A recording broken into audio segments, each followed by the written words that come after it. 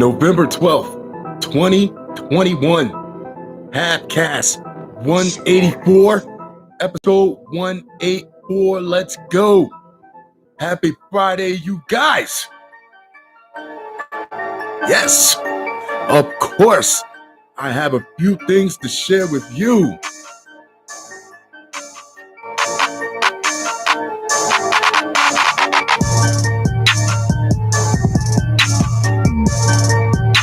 An evening of reflection.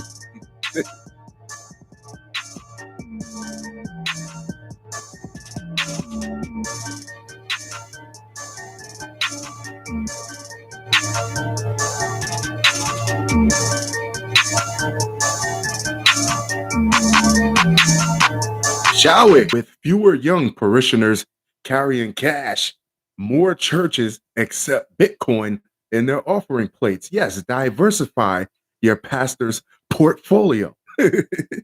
Parishioners at Sun Valley Community Church hear a typical message each week. Credit is welcome, but cash is preferred. No, when it comes time to make an offering at its 6 suburban branches east of Phoenix, they are told from the pulpit to give first, save second, and live off the rest of their income. Sun Valley is along a small, growing number of churches across America that are accepting online donations and cryptocurrencies. These churches are following the lead of nonprofit organizations that also began accepting cryptocurrency donations in the past year as digital coins became more mainstream during the COVID-19 pandemic. Church leaders say they are making it easier for young investors or professionals to donate. That sounds like a corporation. We are just trying to keep up with the way people prefer to give. And with younger people, they don't really carry cash. Oh, yeah. Oh, no. They cut you off at the door. Yeah, I don't have any cash on me, Pastor. That's okay. You can swipe. Yeah, we can chip. Yeah, they don't really carry cash, said Mika Casey, Sun Valley's lead director of digital strategies. This is a whole marketing firm. We want to be accommodating to ways that people are transacting. This is a church now. Securities and Exchange Commission Chair Gary Gensler has described the crypto market as the Wild West that's ripe with fraud and abuse. Casey said Sun Valley will accept crypto donations online, just like it has done for several years with other forms of money. Yeah, we'll take gold. We'll take whatever you, such as electronic checks or debt or credit card payments. Many churches like Sun Valley encourage their members to tithe or give 10% of their incomes. However, few do, according to the online site Church Development, which says only roughly 5% of all churchgoers donate that amount of their earnings. According to nonprofit source and online site that gathers statistics on giving, nearly half of all church donation transactions are made with a credit or debit card, and 60% of churchgoers are willing to give digitally. Next up, Colonia teacher's license suspended after drinking vodka at school. Have you done a period with those little demons? You're lucky I'm not drinking in the middle of class. The teacher, whose name is being withheld because of membership in Alcoholics Anonymous, was suspended for 3 months after an arbitrator ruled the school district could not fire the teacher, but keep the individual on the job on a last chance basis. The Department of Education State Board of Examiners ruled October 28th, suspend the teaching license effective immediately. Prior to the May 2019 incident, the teacher's passion for teaching and no record of concerns about teaching while the teacher was addressing their alcoholism, the board decided that a suspension and not a permanent revocation would be appropriate. Do you know how many teachers drink? As long as you're not drinking on the job, as long as you're not coming to work smelling like booze, do you know how many people drink after they get off work, period, let alone teaching? As long as you're not all hungover and smelling like liquor and you're doing your job, you should be fine. In a hearing before the Board of Examiners in July, the teacher, who said one incident should not define a career, admitted the incidents were a terrible mistake. The teacher testified about completing a rehabilitation program and has weekly conversations with a sponsor. The teacher also testified a sobriety was maintained through a divorce and legal actions after the school district filed tenure charges. Yeah, I'm going through it and I'm still coming to work and doing a good job with these kids. The school district filed tenure charges after a May 21st, 2019 incident. The teacher had been assigned to front lobby supervision, and about 7:20 a.m. and department head notified the principal, Kenneth Pace, that the teacher had been drinking. How did you so you just run and tell, huh? You don't say like, hey, you might want to go grab some gum or something. Like, yeah, you smell like liquor. Pace went to investigate and saw a small water bottle on the floor next to the teacher. Oh, he was drinking. At first, the teacher denied possession. Nah, that's not much. Yeah, but Face smelled alcohol in the bottle. Legal papers say the teacher later testified about struggling with alcoholism for years, had participated in rehabilitation programs but relapsed each time. The teacher, according to the papers, admitted bringing a small water bottle of vodka to school on May 20th and 21st and had several sips of vodka each day. Hey, you smooth them right, just straighten them right, take the edge off. Well, right on out. After the incident, the teacher then enrolled in an inpatient rehabilitation program, followed by an outpatient program, and several months in a sober living facility. 5 months later, on October 22nd, 2019, the school board filed tenure charges against the teacher. Among the charges was that the teacher had engaged in unbecoming conduct over a protracted period of time. But did he like lash out at any of the children? No. But the arbitrator, Barbara Deinhardt, found that there was no evidence that the teacher had consumed alcohol at the school on other than those 2 days. Yes, that's right. The teacher was not intoxicated. There is no evidence that they failed to perform their teaching duties. No student was aware of their conduct and once confronted, accepted responsibility and got help. Fair enough. At the arbitration hearing, the teacher testified that their action on those 2 days was totally unprofessional. I'm going through it. My wife is being a bitch and I'm still showing up. Yeah, I'm muddling through here. I'm going through it. Deinhardt also noted that the teacher's evaluations rated them as highly effective or highly effective. They had been written up only once in 2017 for holding a cell phone while testing was taking place. Deinhardt wrote that 3-month unpaid suspension was sufficient to make clear that their conduct was unacceptable and that a recurrence could lead to dismissal. Next up, Union County man gets 7 years for carjacking Uber driver. Uber and Lyft drivers don't rarely they don't carry any cash. You pay them with your card. So for them to carry like anything, a substantial amount of cash that you really can consider a come up is like you're risking your freedom for nothing. Jersey is hanging around today on the crime. Yeah. Yeah. Shout out to Jersey.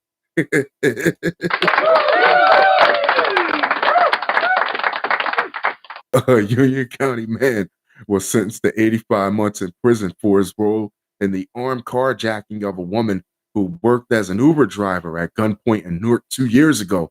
Acting U.S. Attorney Rachel Honig announced Rakeem McNair, 22 of Roselle, previously pleaded guilty to an information charging him with one account of carjacking and brandishing a firearm and furtherance of the carjacking. Rakeem Tanner, 26 of Newark, pleaded guilty on March 10th to one count of aiding and abetting the carjacking and was sentenced on July 26th to 78 months in prison. On August 13th, 2019, at about 11 p.m., a woman was sitting in her parked car, which she used for work as an Uber driver on Summer Avenue in Newark, when three men approached the car. Video surveillance showed that Tanner walked with the two other men and around the corner. As they neared the woman's car, Tanner spoke to the other two, then went ahead of them, looked into the passenger seat of the car, and upon seeing the woman, signaled the other two men to begin the carjacking. One of the other men pointed a gun through the driver's side window, opened the door, and tried to physically remove the woman from the car. A struggle ensued, and McNair went around the car to help drag her from the car. So even if you steal a car, okay. So when you call an Uber finds you through GPS, right? How do you think Uber tracks the Uber driver? The license plate is registered with Uber. So even if you don't get any cash, even if you steal the car, how far are you really gonna get? Like, I don't know. Maybe it's me underestimating the criminal. Next up, man fighting jail sentence for rigging lottery, so he won 3 times a year.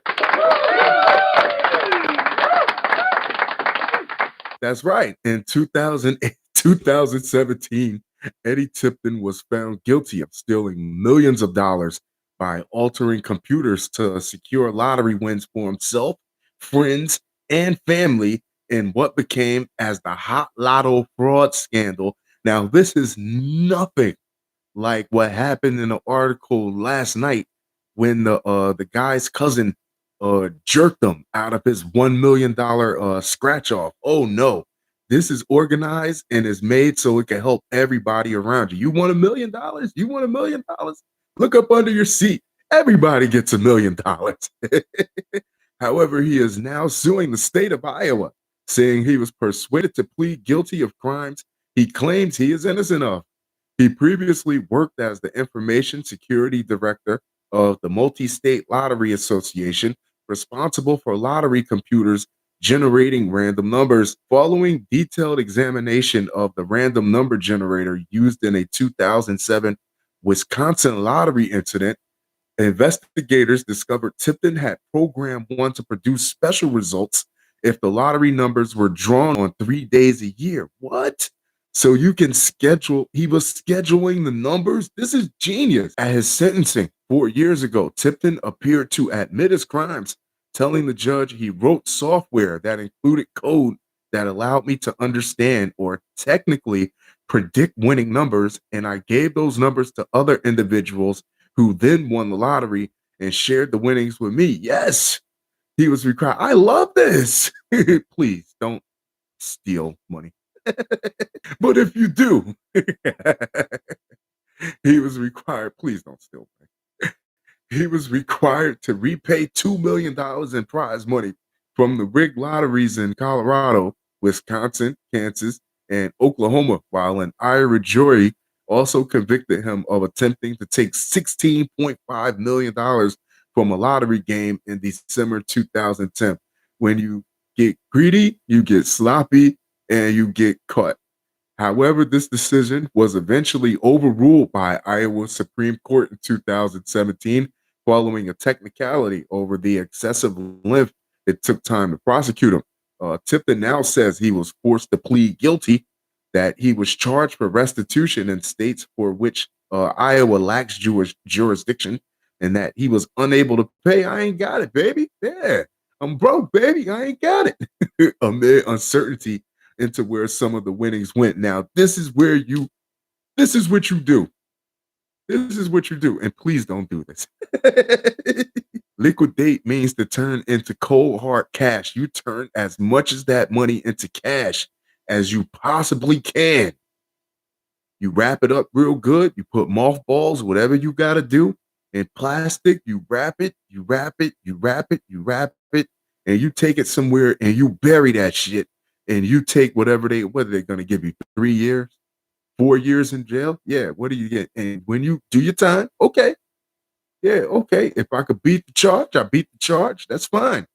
That's fine. But make sure that when you come out on the other end of that, you go to whatever backyard, wherever, whatever wall you put that money in, and you come back and get, because cash is almost impossible to track. So yeah, you don't use cryptocurrency so the church can track you down and say you didn't pay your tithes.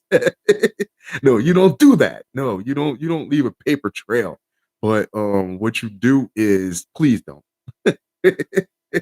Tipton now says he was forced to plead guilty. Assistant Attorney General William Hill argued Tipton's lawsuit should be dismissed as the lawsuit is barred by the statute of limitations and should be dismissed as frivolous. He added, by filing the lawsuit, Tipton is violating the terms of his June 2017 plea agreement involving potential cases in multiple states, and that the violation provides the opportunity for all Jewish jurisdictions to reinitiate criminal charges stemming from Tipton's actions. Tipton argues that the 2017 Iowa Supreme Court dismissal removed the basis for the crime he ended up pleading to. He wrote, the applicant received a favorable decision in the Iowa Supreme Court, wherein the court stated that there was not a continuing or ongoing crime, nor was there a continuing threat, and therefore the sentence for ongoing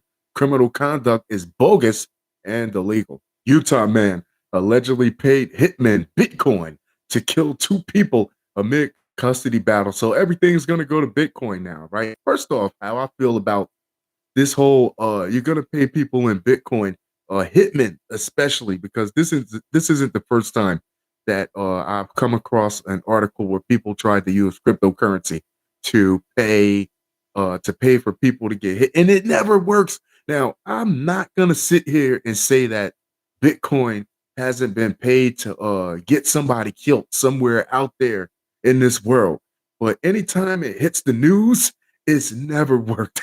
It's like 100% fail rate. Anytime it's hit it's been a story about it, it never works. Me personally, I feel like first off, any hitman that you could contact online is not really a hitman in the first place. I think there are like people out there that like to play like they're hitmen just to hear people's fucked up stories about their shitty wife, about their shitty life, or a job, or somebody that wronged them, or they're FBI agents in disguise. That's what I think. A Utah man was recently accused of paying hitmen in the cryptocurrency Bitcoin for the murder of two people amid a currency battle. I'm telling you, there are no online hitmen. I swear it is. Show me one. Show me one. The U.S. Attorney's Office in the Northern District of New York announced the charges against 41-year-old Christopher Pence of Cedar City, Utah on Friday. According to a press release from the U.S. Attorney's Office, Pence was indicted last year for using the internet to solicit and pay for the murder of two individuals in Rensselaer County. According to a criminal complaint filed against Pence, the FBI first received information about Pence's alleged actions from a confidential source on September 2nd. The complaint said that the confidential source told the FBI that they had obtained communications purportedly retrieved from a darknet website accessible via the Onion Router network, depicting a user of the website paying approximately $16,000 worth of cryptocurrency and Bitcoin in exchange for the killing of two individuals. This is some computer geek that gets online, and his name is probably Ninja Slash Luke Skywalker 86.com. Some prick that's just like looking at here. Yeah, I'm a hitman. Yeah, I'm a hitman. I can provide these services to you. And then when we're like, oh shit, they're real. They really, yeah, they're really doing it. Oh shit, what do we gotta do, man? We're gonna call the cops. We got to go to the cops. You scared a hitman so much that he actually goes to the FBI and turns your dumb ass in. The criminal complaint went on to say that Pence's alleged communication with the hitman occurred between July 16th and August 9th. Pence allegedly provided the website's administrator with names, addresses, and photographs of the intended victims, as well as how he wanted the alleged murders to happen. Specifically, the user advised that the killing should be made to look like an accident or a botched robbery, and that, if possible, care should be taken to not harm any of the three children to be in the care of the intended victims. During the investigation, the FBI discovered that the Bitcoin wallet that was used to upload the cryptocurrency on the dark web allegedly belonged to Pence, as his date of birth, social security number were associated with the account. The FBI also found that the IP address used to deposit the Bitcoin allegedly belonged to Pence. You're not hiding anything. You might as well have just went to Amazon.com. You might as well have went to Craigslist. Additionally, the interviews with the intended victims revealed the motive for Pence. The complaint said, according to the complaint, Pence's family legally adopted 5 of the intended victims' children, and that there was an escalating dispute between the two families, including the intended victims' desire to regain custody of their children. Pence and the intended victims did not agree on how the children should be raised or the personal choices and lifestyle of the intended victims. Whatever happened to just picking up a phone and talking about it and discussing it? Is so you immediately go to getting them killed. The intended victims were never harmed, according to the attorney's office. Pence was arrested in Utah on October 27th and is scheduled to be arraigned in Albany federal court at a later date. The complaint said that during an interview with the FBI following his arrest, Pence admitted that he was the user of the dark website in the Octane. I don't even think that the fucking website it doesn't exist. I think it's just all FBI. It's just somebody down there like they cleared out the old X Files office down there and just got one or two people down there throwing like, yeah, here playing with the old paper football, waiting for you idiots to fucking to ping on it. Yeah. And that he provided the user with photographs of the intended victims. If convicted, Pence faces a maximum sentence of 10 years in prison, a fine of up to $250,000, and a term of supervised release of up to 10 years, the attorney's office said. Wow. Fun show, fun show, fun show.